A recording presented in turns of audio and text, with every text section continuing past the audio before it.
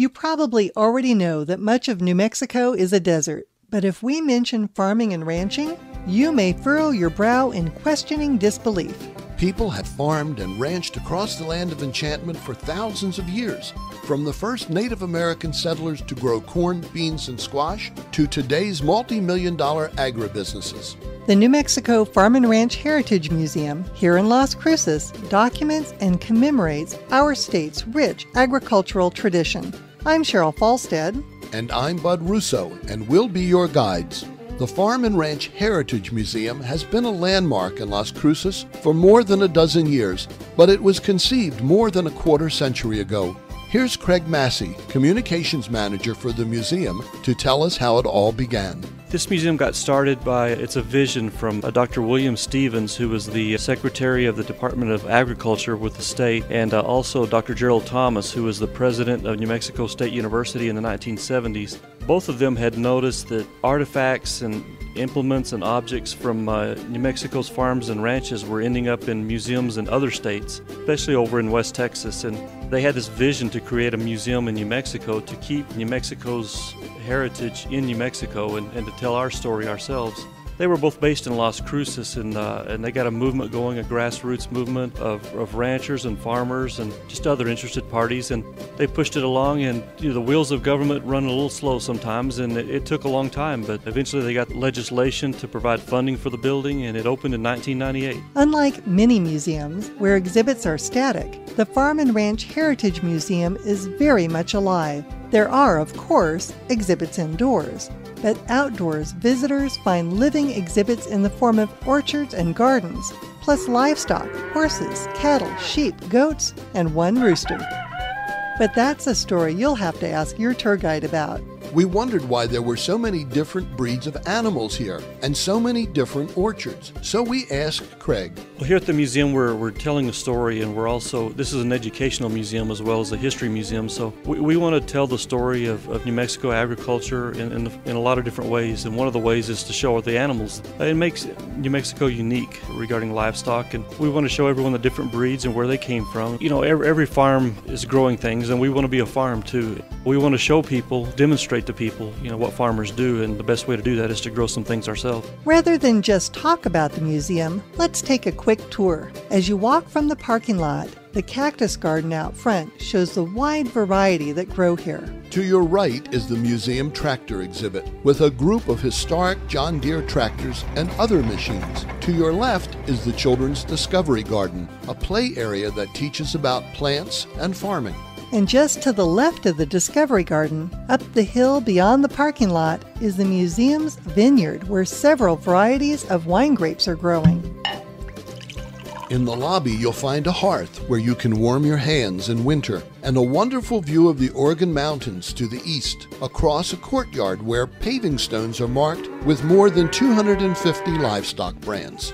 Our first stop is the Heritage Gallery, where you'll find the history of farming and ranching from the Mimbres people who lived here 800 years ago to the present time. We've passed the Legacy and Traditions galleries, where there's always an interesting exhibit. The long hallway facing the courtyard also has exhibits you'll want to explore. However, in the Heritage Gallery, you'll begin with the Mimbres people and their pit house. The mural depicting their lives was drawn by Anthony Pinnock, based on a design by Troy Lombach, and painted by Jim Billings' scenic design class at New Mexico State University. It represents life as these Native Americans knew it 800 years ago. As you walk through the gallery, you'll find exhibits on agricultural commodities grown in the Rio Grande Valley, plants dependent on irrigation from the river. There are dioramas of a farm home, mercantile, and early railroad station, along with a collection of wagons and agriculture-related artifacts. One of the more fascinating areas is the Generations Gallery,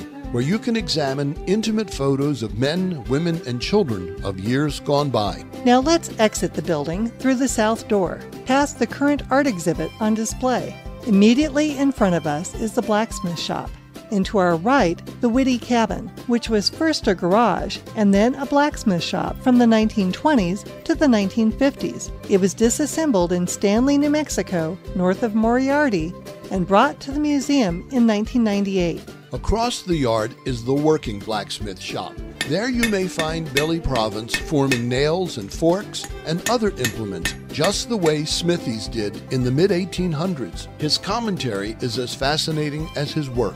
Now we'll cross the Green Bridge, which was originally 3 spans that crossed the Pecos River starting in 1902. One span was moved to the Hondo River in 1944, and then when it was bypassed, the bridge was rescued and brought to the museum. From the bridge, moving clockwise, we'll visit the Skaggs Dairy Barn, with its exhibits of the dairy industry in New Mexico. Their Holstein cows are milked daily at 10 a.m. and 3 p.m. On the way to the museum's greenhouse, you'll go past pecan and pistachio orchards, 2 nuts that are major contributors to New Mexico's economy. Gardeners in the greenhouse grow plants for the museum's biannual plant sale and also teach gardening classes. From the greenhouse, you'll walk alongside the pasture, where usually you'll find a couple longhorn steer grazing. During cowboy days, this roping arena is filled with the excitement of competitions that have honed the skills of cattlemen and women for as long as they've been riding the range. At the far end of the museum are the livestock corrals. There is also the round pen where, during events, spectators are told about the different breeds of livestock.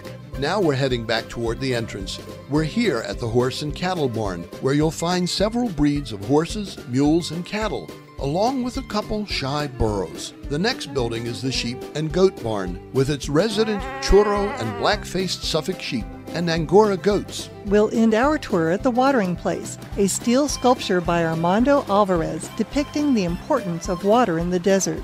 The sculpture sits in the center of fruit orchards. Be sure to go inside the sculpture to see how the light plays upon the farming and ranching scenes. You could spend hours enjoying the museum on any regular day, but during special events that explore living history, we know you'll want to stay even longer. Here's Craig to tell us about some of the events. Our biggest major event is Cowboy Days, and it is the second weekend in March.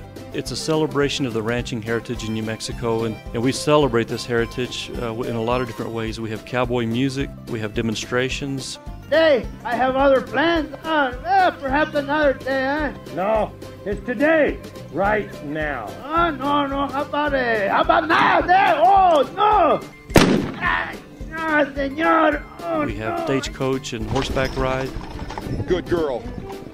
Good girl. Steady now. A lot of children's activities and a lot of food. You're going to see a lot of ranching type demonstrations, people on horses. And on May 15th each year we do our blessing of the fields. It's a tradition in the Mesilla Valley that goes back centuries actually. We have a priest come out and bless our animals and bless our crops and our fields, and people walk in a long procession, very colorful with music, and it's just a celebration of the beginning of the growing season. On the 3rd Sunday in July we have Ice Cream Sunday, because people like ice cream, especially in July when it's hot, and we have a lot of ice cream making demonstrations, living history. We have an ice cream sandwich eating contest. And then in October we have Ghosts of the Past, and this is our big living history event. Living history is a big thing here at the museum. We want to get people involved in history and experience history, not just see it but experience it, so people can take indoor and outdoor tours and visit with characters from New Mexico's past. We have actors that are playing parts, and they get to talk to them and learn about the different people and from the different eras in New Mexico's past. Throughout the year, the museum also features harvest cooking and gardening classes for adults, as well as Southwest art, cowboy life, and rural cooking camps for kids. You can check out the museum's schedule and plan your visit by going to the website www.nmfarmandranchmuseum.org. The museum is on Dripping Springs Road, a mile and a half east of the intersection of I-25 and University Avenue.